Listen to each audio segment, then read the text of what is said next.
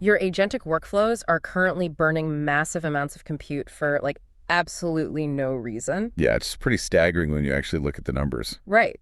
Every single time you send an agent to read, say, a company's 10K filing, it is pre-filling that entire document from scratch. But there's this new preprint from Luyuan Zhang, and it's titled, Can I Buy Your KV Cache? Which is a great title, by the way. Oh, it's so good. And it proves that if you treat a document's KV cache as a reusable, loadable artifact, you can achieve token-exact outputs with absolutely zero accuracy loss. Zero. None. Yeah, zero. While cutting compute costs by up to 50x on a model like Qwen 3.4b. But there's a catch here. Pretty massive one, yeah. The network. Exactly. You can't just ship this KV cache over the wire to your local rig because the network egress costs completely wipe out your margins. So the architecture has to shift provider side. Right. You essentially have to build a Prefill CDN. A Prefill CDN, where publishers pre-compute the cache and the agents just pay per load. So, welcome to AI paper slop. Okay, let's unpack this. Our mission today is to dig into the math of exact prefix reuse, analyze why those egress costs are the ultimate bottleneck, and explore the massive provider margins this shift unlocks. Yeah, and to really grasp why this shift is mandatory for the industry, we have to look at the physical mechanics of the prefill phase right now. Okay, lay it out for us. So when you feed a long document into a transformer, you're running a forward pass over all L input tokens, right? And you're doing this just to populate the key and value tensors across every single layer of the network. Right, and the core issue there is the scaling discrepancy between the different operations in those transformer blocks. Okay. Like the dense projections mapping inputs to the query key and value matrices plus the feed-forward network, those scale linearly with the context length, L. You double the tokens, you just double the compute. Right. But the self-attention mechanism, where the queries and keys are actually multiplied together, that requires every token to attend to every previous token. And that is where it hurts. Yeah, that scales quadratically, L squared.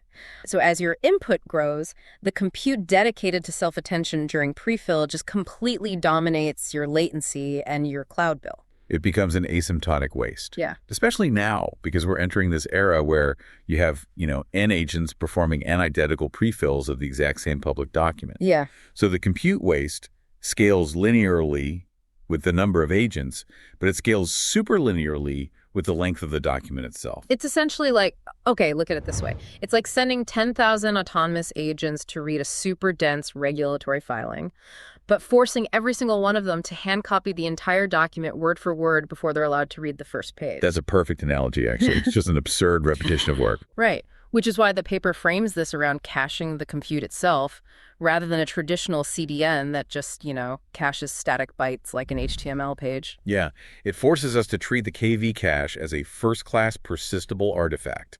It becomes the natural unit of reuse. Instead of just ephemeral VRAM state. Exactly. Instead of dying the second the session ends, you compute the tensors once. You persist them to a fast storage tier, and downstream consumers just load them, append their specific query tokens, and jump straight into autoregressive decoding. Okay, but if I'm an ML engineer looking at this, I am immediately skeptical of the mechanics. Oh, for sure. The positional encodings, right? Yeah. If I take a serialized KV cache from disk, load it up, and blindly append my new prompt tokens, the positional encodings are going to fail. They absolutely will. Right. If the model uses roper-rotary position embedding to inject relative positions via rotation matrices, my appended query tokens are going to think they're starting at position 0. Yeah, the rotation will be completely misaligned with the loaded cache. That naive concatenation just breaks the model. So how did they get around that? To circumvent it, the algorithm requires manual intervention with the positional ID assignment. Okay. If your loaded cached context is length L, you can't let the model assign position 0 to the first token of your new query. You literally have to force the continuation tokens to take position IDs L, L+1, L+2, and so on. So the rotation matrices apply the correct relative angles. Exactly. But bridging the position IDs isn't enough on its own. Right. You have to fix the attention mask, too. Yeah, because the model needs to know those L tokens actually exist, even though it didn't compute them in this specific forward pass. So you just extend the mask. Right. The algorithm passes an attention mask spanning the full L plus the length of your continuation query. Because the transformer uses causal attention, the early tokens, the ones inside your loaded cache, They never looked ahead during their original prefill anyway. Right. Causal masking means they only look back. Exactly. So the keys and values for positions 0 through L-1 are mathematically finalized. As long as you align the ropey E-angles and pass the extended mask, your query attends to the exact same keys and values at the exact same angles. But wait, zero accuracy loss is a massive claim. It is. I mean, even a tiny floating point drift in a 36-layer model usually just compounds layer by layer into full-blown hallucinations. Cascades. So how did they actually prove the tokens don't drift when you load state from a disk array instead of computing it fresh? They validated the equivalence on Qwen34B using greedy decoding.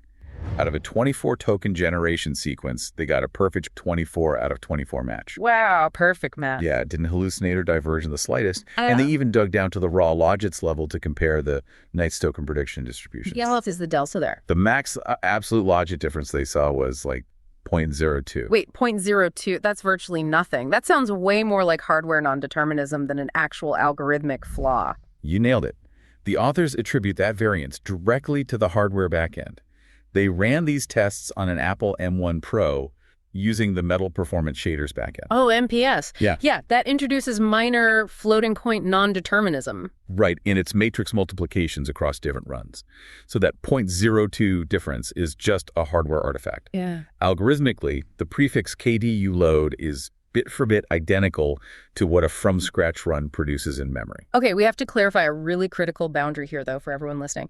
This mathematical guarantee only holds for shared prefixes, right? Strict shared prefixes, yeah. Like if an engineer is building a complex RAG pipeline and they want to fuse multiple independently pre-filled chunks together, say pulling document A and document B from a vector DB, this zero degradation guarantee just completely vanishes. It vanishes entirely.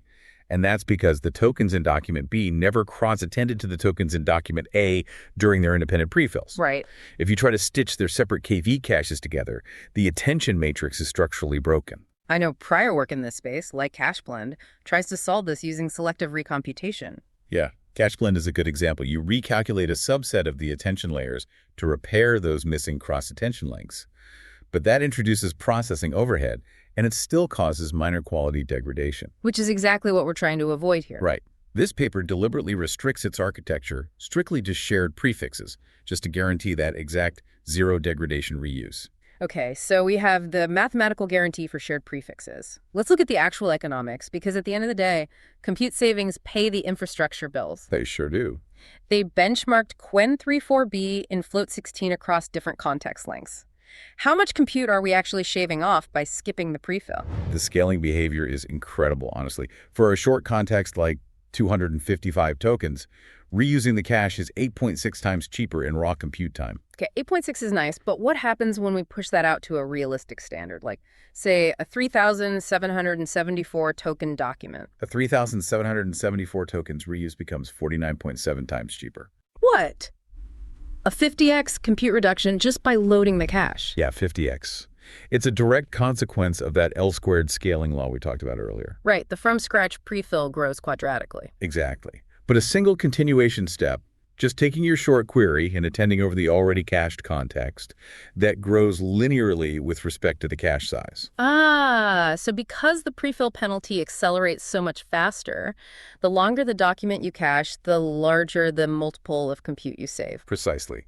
The ratio monotonically widens in favor of reuse. So they formalize this by mapping out an amortized cost formula, right? The from-scratch cost is just n runs times the cost of prefilling. Yeah, and the reuse cost is just one initial prefill, plus n runs multiplied by the much, much smaller cost of loading the cache from disk. Because memory load cost is orders of magnitude smaller than dense matrix multiplication. Right, so the break-even point, which they call n star, is literally between 1.02 and 1.13 reuses. Wait, 1.02? So by the literal second time an agent queries a document, it's paid for itself.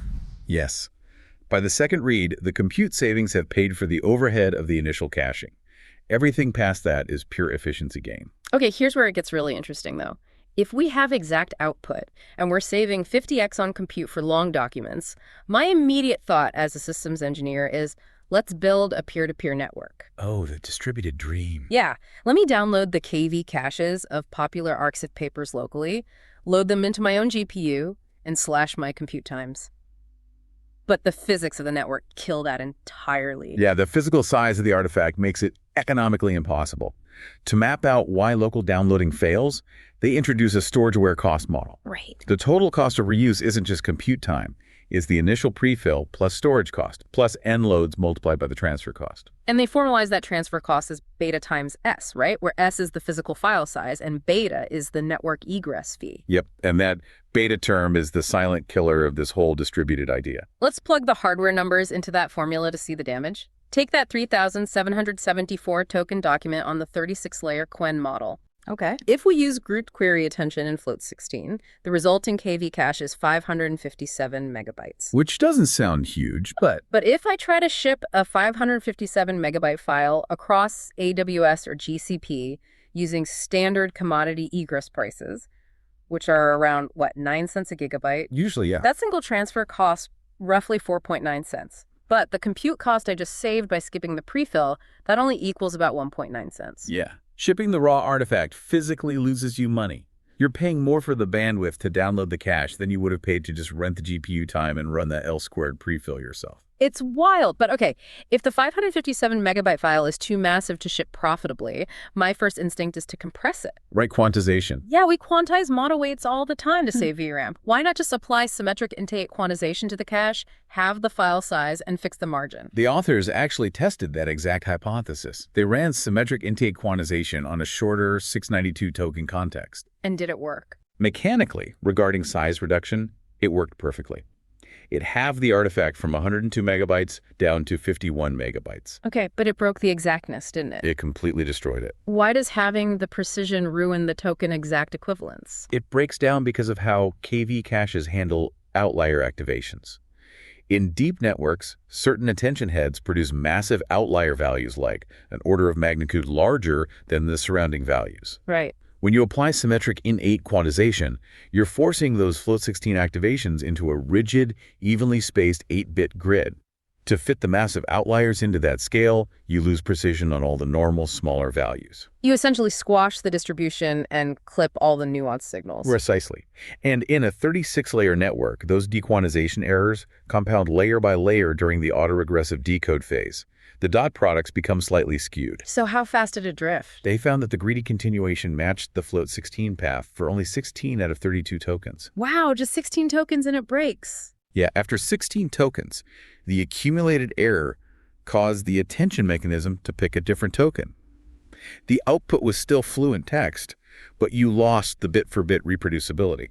So the moment you apply lossy compression to fight the egress costs, you forfeit the exactness guarantee that made this viable in the first place. Exactly. Which means we can't ship the cache and we can't compress it. So how does this Prefill CDN function as a business model if network physics are just fundamentally against us? It requires a complete architectural pivot. We have to move from edge shipping to a provider-hosted model. So the cache lives entirely within the provider's data center. Right, which actually aligns perfectly with how production prompt caching works today on platforms like Anthropic. If you keep the cache inside the provider's network and force the consumer to send their query to the resident cache, that beta term, the network egress penalty, it drops to zero. And when beta hits zero, this becomes the ultimate margin generator for the hyperscalers. Unbelievable margins, yeah. The paper outlines this hypothetical scenario that perfectly illustrates it. Imagine a viral 3,774 token document like a highly anticipated earnings report. Everyone wants to read it. Right. Every trading bot and agent on the internet is hitting the API, so they model serving this single document to 80 million agents. And under the status quo, 80 million agents pre-filling that document from scratch costs the provider about $1.5 million in raw compute. $1.5 million burned just to read the exact same fixed text. Yes. Now apply the physical compute cost of reuse. Using that 49.7x savings multiple we established, serving those same 80 million agents by loading the pre-computed cache costs the provider only about $30,370. It plummets from 1.5 million to roughly 30 grand. Yeah. But the provider is definitely not passing all $1.47 million of savings down to the end user. Definitely not. Production APIs currently offer discounts for cache reads, right?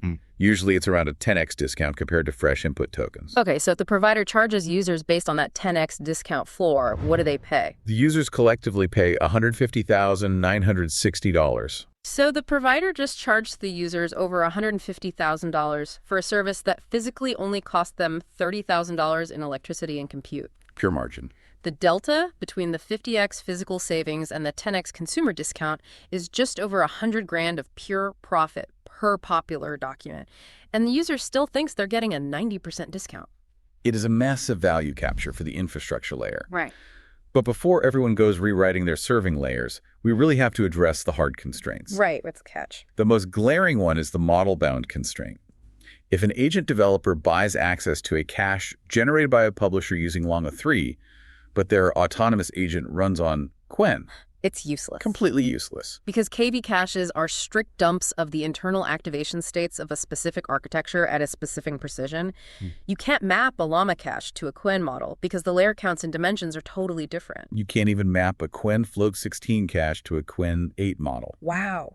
So this Prefill CDN concept really only works in an ecosystem that standardizes around a few foundational models. Right. If the market fragments into thousands of highly customized architectures, no single document ever reaches that high-end reuse count needed to make caching profitable. And we also have to acknowledge the hardware limitations of the study itself. Yeah, all their benchmarks were run on a single Apple M1 Pro machine. So what does that skew? Well, they explicitly avoided testing contexts longer than 7,500 tokens. On that unified memory hardware, the memory pressure inflates prefill times superlinearly once it starts paging memory. Right. So while the L-squared scaling law absolutely holds true, the exact latency numbers will look very different on a massive multi-GPU cluster like an H100 pod. Gotcha. But if we look at the future horizons they mention, the real target isn't even text. It's multimodal and video KV caching. The economics of video prefill are astronomical. Oh, I bet. If prefilling a 4,000 token text document is expensive, prefilling a 2-hour 1080p video with a vision language model requires orders of magnitude more compute. It's the ultimate compute sink. Exactly. If a provider bills a video KV CDN, where an agent pays pennies to instantly query the pre-calculated states of a video file, the margins there would just dwarf the text market. Let's quickly recap the core technical takeaways for everyone listening. First, causal attention guarantees exactness by bridging positional IDs and extending masks. Loading a shared prefill cache yields bit-for-bit identical outputs to a fresh prefill. Zero accuracy loss. Right. Second, compute savings approach 50x on long docs because of L-squared scaling. And third, commodity egress costs make transferring the cache a net loss, which forces an economic model where the provider hosts the cache and just sells read access. Which brings up a final provocative question that kind of pushes past the preprint itself. Oh, what's that? If the KV cache becomes a first-class tradable asset living in data centers, how does this reshape content publishing? Oh, wow. Right now, creators are compensated based on human eyeballs, ads, subscriptions. But in an agentic economy, AI models are the primary consumers. Yeah, agents are reading the content, not humans. So will future platforms pay creators a royalty on every compute cycle? Their pre-calculated KV cache saves the network. That is fascinating. Imagine a decentralized market where publishers are effectively minting compute savings as a literal currency. You publish a valuable data set, pre-compute the cache, and every time an enterprise agent queries it, a micropayment of saved compute budget routes directly back to your wallet.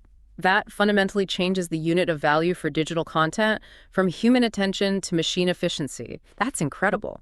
Well, make sure to check out the GitHub link in the show notes for the open source implementation of the KV save and load code from the paper.